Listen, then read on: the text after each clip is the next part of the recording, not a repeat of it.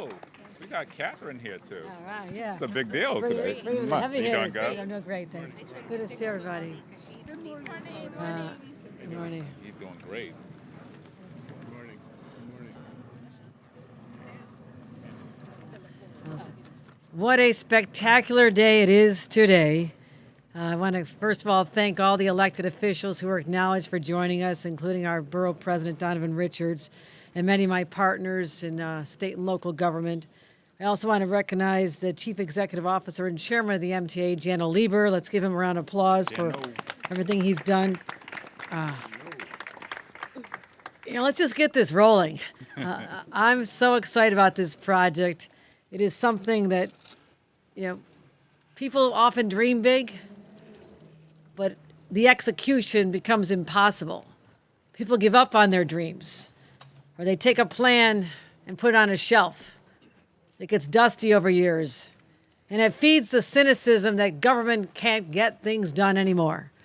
Well, we're here to say that that era is over. We're turning these old tracks into something remarkable.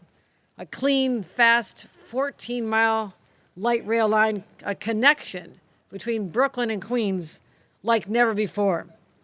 We're calling it the Interborough Express, IBX. Like I said, it's been talked about for more than 30 years. Most of you were not even alive then. But it's also not just about creating the track, the stations, all the work that's going to be involved, like lifting up about 48 bridges, which is quite extraordinary in itself. It's about creating connections between communities.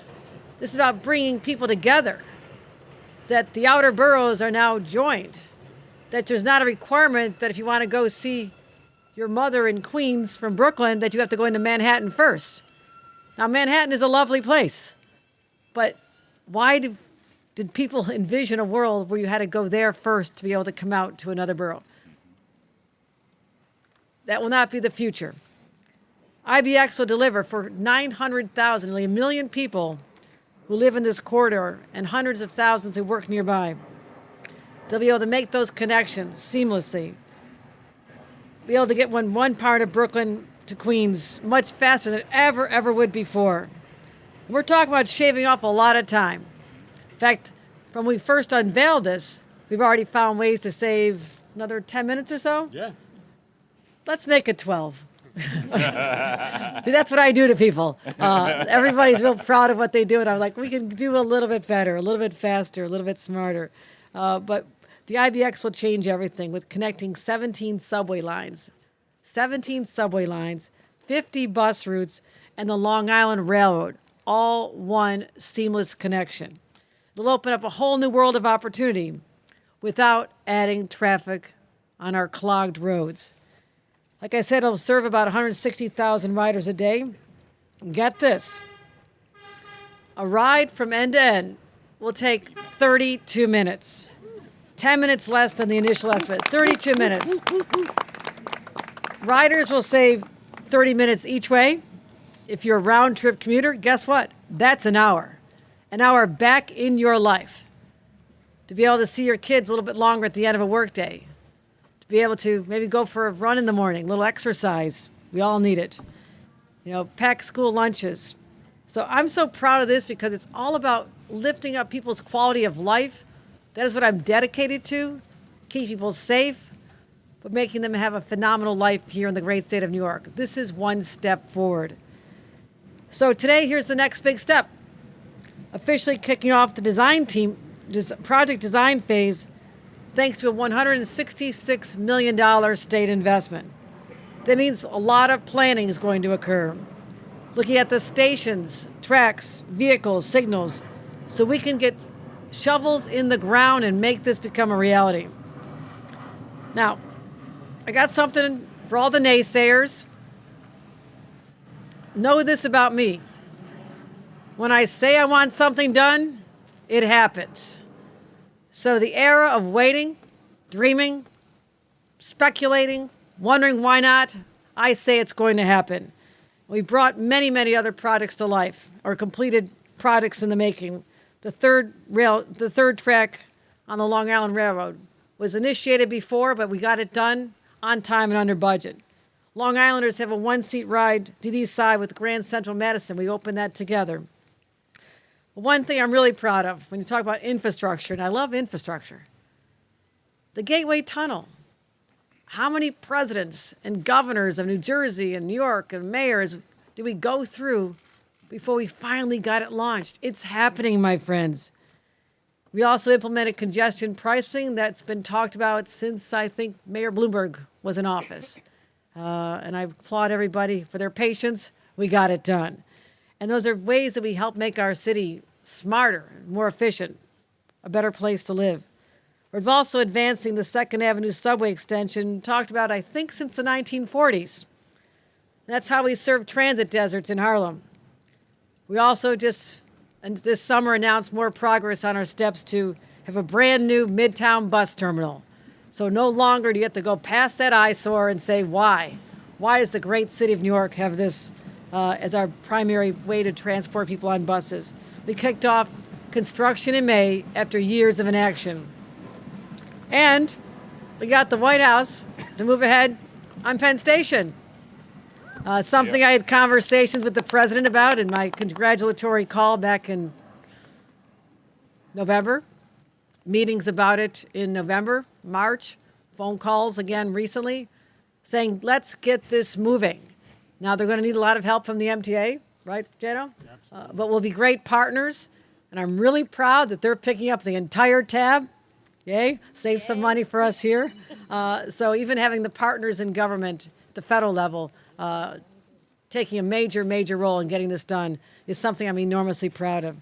So what I say is we're finally restoring people's faith in government to deliver on grand ideas. You know, some call this the abundance agenda. Everybody's talking about the abundance book, right? This is how I've always operated. This is not new to me. It's how I've lived my life as a government official for over 30 years. We're turning bold ideas into real results and transforming the way New Yorkers live, commute, and travel, and giving people time and creating more and more jobs. Now, I want to commend the MTA for the engagement with the community. This is critically important. This is a big change. It's going to be disruptive. We get that. This is when you bring in the community this early in the process. You've had open houses, hosted pop-ups, met with residents and business owners, because you have to build trust and communication to make sure this is ultimately successful with community buy-in. And last year, we promised to secure funding for the MTA capital plan. That was expensive, Jano, very expensive. $68.4 billion, but every penny is necessary to deliver what New Yorkers deserve, have waited for too long, and to make up for decades of disinvestment when there was not the political courage to finally do what's right. So we're getting that done as well. And also within that, we covered half the funding already. So those who say it won't happen, the IBX, $2.75 billion already committed. That's how you get it done.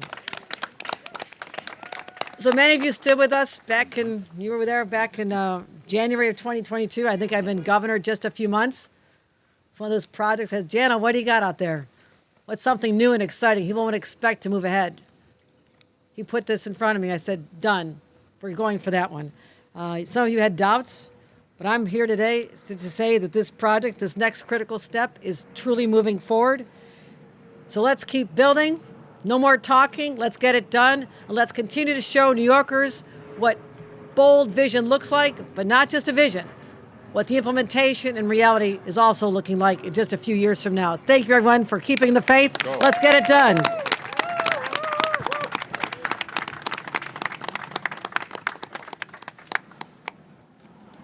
Governor, first of all, I got to acknowledge not just your passion, and I'm going to talk about in a second, but in addition to amazing elected officials we have standing behind us, transit advocates. It's one thing that New York's got that almost nowhere else has got, which is people who are passionate about transit, making a difference every day. I just want to shout out the transit advocates who are standing behind us along with our elected official leadership. Listen, Governor, you just said it. The IBX has always been a passion project for you. I remember that meeting barely a couple weeks after you came into office where we went over what the MTA was already working on and potential projects for the future, and you fastened on this project. It was at your passion for this idea of connecting people and saving people time was evident from day one, and this project would not be possible without that, along with your commitment to the $68 billion MTA capital program. And again, tip of the hat to all the elected standing behind who supported you as you pushed that through the budget and the whole legislative process. As I said at our board meeting this week, and I just want to say this very clearly, you are perhaps the most impactful governor on transit since Nelson Rockefeller left office more than 50 years ago. And New Yorkers are going to see the legacy of the Hochul era in mass transit for generations to come. The IBX, thank you. The IBX is a big-time expansion of our transit system. We made the discussion about the capital program state of good repair, right? Because we have to rebuild what's old and neglected in this system that our forebears, predecessors, governors, or whatever didn't get to. But this is a big-time expansion. It's not just a shiny object like some expansion projects. There are almost 1 million people living in the neighborhoods along the route, plus another 260,000 who work nearby. And it makes no sense that they have to cross the river to Manhattan. You said it well. Having a more direct transit option with transfers to 17 different subway lines and all those bus routes and Long Island Railroad stations is going to change people's lives, and we're thrilled that two great engineering organizations, Jacobs and FDR, are taking on this massive project right now. This is going to be the first end-to-end rapid transit line built in the city of New York since the G opened in 1937. And the stations will be the first built in Brooklyn since the 40s, and the first in Queens since we got the end of the E line in the 1980s. New York has not been building transit. You are the abundance governor that's putting us back in the building new transit business. You know, I always say this, like one of the things I love best about this project is that we get to get more transit out of the infrastructure we have.